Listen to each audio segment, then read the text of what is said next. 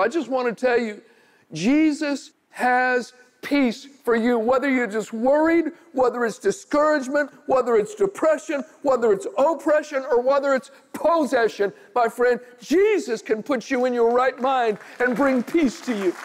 He's the same yesterday, today, and forever. He is the Prince of Peace, and he wants to give you peace. And I've shared this story before.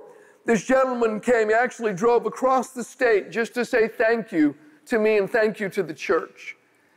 And it was really odd to me because I'd never met him before. He'd actually been an inmate in Pelican Bay, which is a super maximum security prison where they put the worst of the worst violent offenders.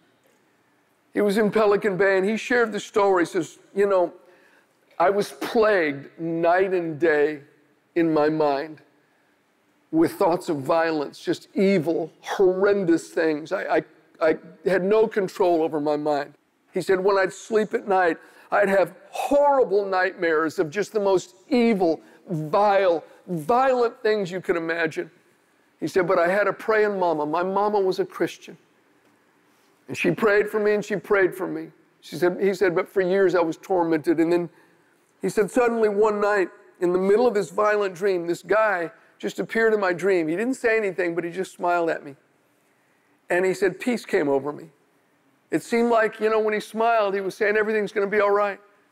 Next night, these violent dreams again. Says, and this guy shows up in my dream. I have no idea who he is. And he just smiles at me. He says, and that happened quite a few times. And then I could sleep after that. And the torment began to lessen. He said, eventually, I was released into just a regular maximum security prison. And I remember his words. He said that was like being on holiday compared to what the conditions were like when I was in Pelican Bay. And he said in that maximum security prison, he said, I walked by, I think it was a rec room, and there was a bunch of guys in there watching TV. He said it was a service from Cottonwood Church. He said, I walked in there, he said, and I was gobsmacked.